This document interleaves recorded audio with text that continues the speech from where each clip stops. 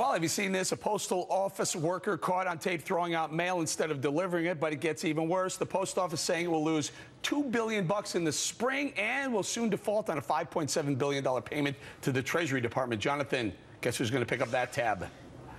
Yeah, I mean, Eric, Postal Service has gone down. The price has gone up over years. I mean, what other industry can make that claim?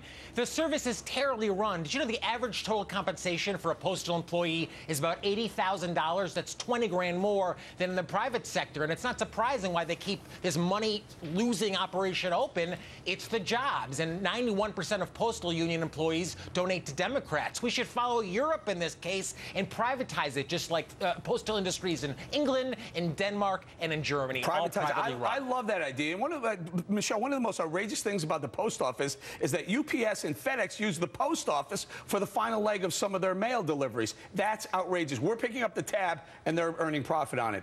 Yes. We should be out of that business.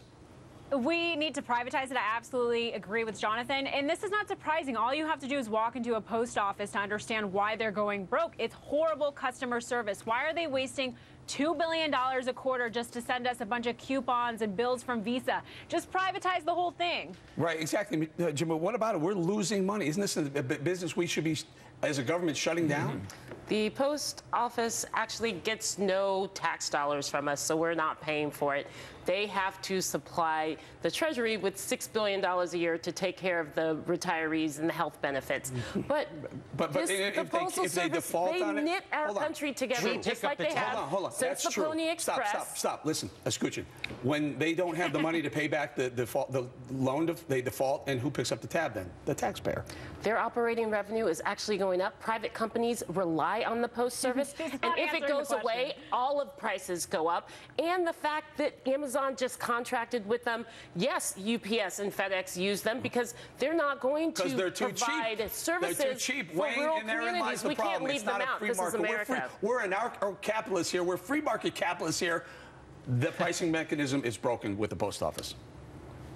There's no doubt about it, Eric, and I'll tell you something else. I mean, the proof of the fact is that you have FedEx and that you have these other postal services that came out of the private sector to compete with the post office. I mean, 75 years ago, they weren't there. They're there today, and they are competing, and the post office should go out of business. They should privatize it, or, as you said, and let them go out of business and compete, or they have to compete with the FedEx and those people. Quick thought, John. Quick thought.